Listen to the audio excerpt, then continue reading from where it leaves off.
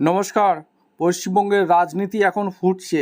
একদিকে মমতা বন্দ্যোপাধ্যায় ঘরের মাঠ ভবানীপুর, আর অন্যদিকে গত নির্বাচনের সবথেকে চর্চিত কেন্দ্র নন্দীগ্রাম। আজকের ভিডিওতে আমরা আলোচনা করব এই দুই হাই ভোল্টেজ কেন্দ্রের জনমত সমীক্ষা নিয়ে। কে হাসবে শেষ হাসি, দিদি নাকি শুভেন্দু? জানতে হলে ভিডিওটি শেষ পর্যন্ত দেখুন। শুরুতেই আসি নন্দীগ্রামের কথায়। এক সময়ের লড়াইয়ে সাথী, আজ একে অপরের প্রধান প্রতিদ্বন্দ্বী। শুভেন্দু অধিকারী বনাম মমতা বন্দ্যোপাধ্যায় সেই ঐতিহাসিক লড়াই কি আবারও স্মৃতি উস্কে দিচ্ছে?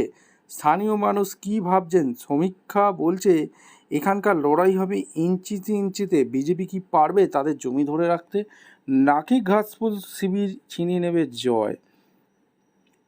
ভবানীপুরের সমীকরণ কি আসছে? এবার আসা যাক ভবানীপুরে। তৃণমূলের সুপ্রিমো খাস তালুক হিসেবে পরিচিত এই কেন্দ্রের লড়াইটা কিন্তু সম্মানের। বিরোধীরা এখানে কতটা টক্কর দিতে পারবে?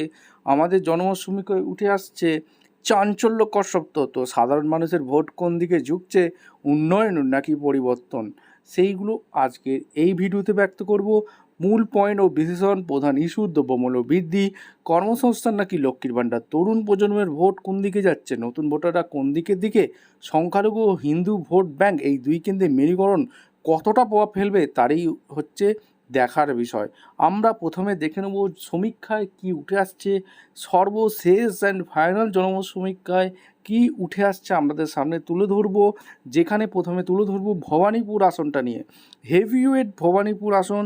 এই ভবানীপুর আসনে কি হতে যাচ্ছে আপনাদের সামনে এবার তুলে ধরবো। 2021 সালে ভবানীপুর বিধানসভা কেন্দ্রের উপনির্বাচনে মমতা বন্দ্যোপাধ্যায় একটি বিরল নজির গড়েছিলেন।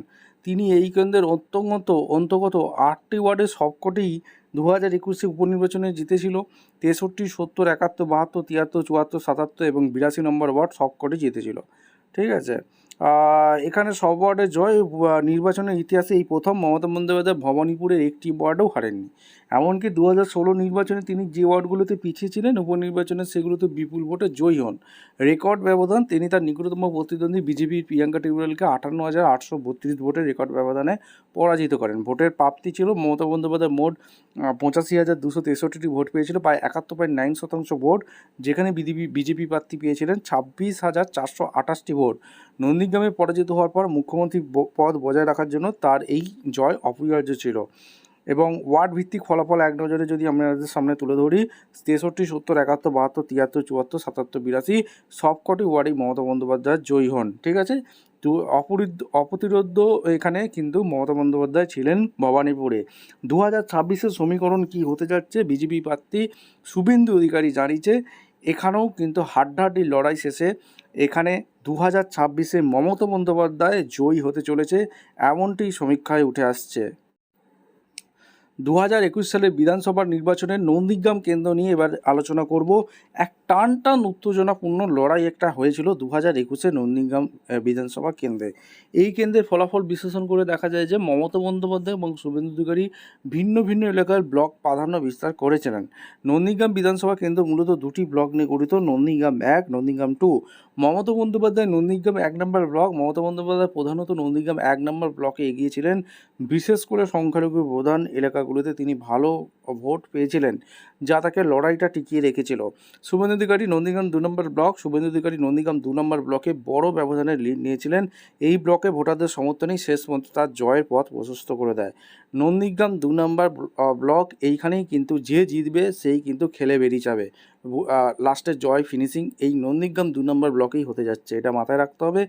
আর নির্বাচনের ফলাফল শুভেন্দু অধিকারী জয়ী হয়েছিলেন, 1956 ভোটে তিনি জিতেছিলেন। ঠিক আছে। এরপর আরেকটা জিনিস বলে রাখবো, এই যে নন্দীগ্রাম 2 নম্বর ব্লকে এইবারে তৃণমূল কাকে প্রার্থী করেছে? বিজেপির নন্দীগ্রাম 2 নম্বর ব্লকের বিজেপির পঞ্চায়েত প্রার্থী পবিত্র কর, তিনি এবারে নন্দীগ্রাম থেকে দাঁড়িয়েছে। ঠিক আছে। এই নন্দীগ্রাম 2 নম্বর ব্লকে তিনি যদি লিড নিতে পারে, ঠিক আছে, অর্থাৎ এই নন্দীগ্রাম 2 নম্বর ব্লকে তিনি যদি লিড নিতে পারে তাহলে কিন্তু খেলা ঘুরতে চলেছে। কিন্তু কতটা পারবেন সেটা কিন্তু বোঝা মুশকিল, কারণ এসআইআরে অনেক নাম কিন্তু নন্দীগ্রামে বাদ গেছে। এটাও সম্প্রতি এসআইআরে অনেক নাম বাদ গেছে কিন্তু নন্দীগ্রামে। ঠিক আছে। এই সমীকরণ কি হতে যাচ্ছে, কত নাম বাদ গেছে, কাদের নাম বাদ গেছে এক্স্যাক্টলি বলা খুব মুশকিল। তারা ভোট না দিতে পারলে কী সমীকরণ পাল্টাবে সেটাও কিন্তু দেখার একটা বিষয় মাথায় রাখতে হবে। এরপর এই যে নন্দীগ্রাম 2 নম্বর ব্লকে শুভেন্দু অধিকারী যে লিড পেয়েছিল সেইটা যদি তিনি ধরে রাখতে পারে, ঠিক আছে, তাহলে কিন্তু এখানে বিজেপি সম্ভাব্য জয়ী হতে পারে, ঠিক আছে। কারণ বিজেপি এখানে এগিয়ে আছে, সম্ভাব্য খুব বেশি ভোটে নয়। আমাদের সমীক্ষা যেটা উঠে আসছে সেটা ওই 500-700 ভোটে ব্যবধান কিন্তু থাকতে পারে দুজনের, ঠিক আছে, 500-700 ভোটে, যেখানে শুভেন্দু অধিকারী কিছুটা এগিয়ে আছে, ঠিক আছে, 700-800 ভোটে এগিয়ে আছে। কিন্তু আর একটা ইম্পর্টেন্ট কথা বলে রাখি, কিন্তু এই নন্দীগ্রাম 2 নম্বর ব্লকে শুভেন্দু অধিকারী যদি লিড না নিতে পারে তাহলে কিন্তু পবিত্রকর তৃণমূল প্রার্থী জয়ী হতে পারে। অর্থাৎ আমরা এইখানে 50-50 ধরে রেখে চলবো, যে কেউ জিততে পারে, এমনটাই সমীক্ষা উঠে আসছে। ভিডিওটা ইনফরমেটিভ মনে হলে চ্যানেলে ফার্স্ট টাইম দেখলে চ্যানেলটাকে সাবস্ক্রাইব করে বেল আইকনটা টিপে রাখতে হবে লেটেস্ট গুরুত্বপূর্ণ আপডেট পাওয়ার জন্য। দেখা হচ্ছে কোনো পরবর্তী ভিডিও।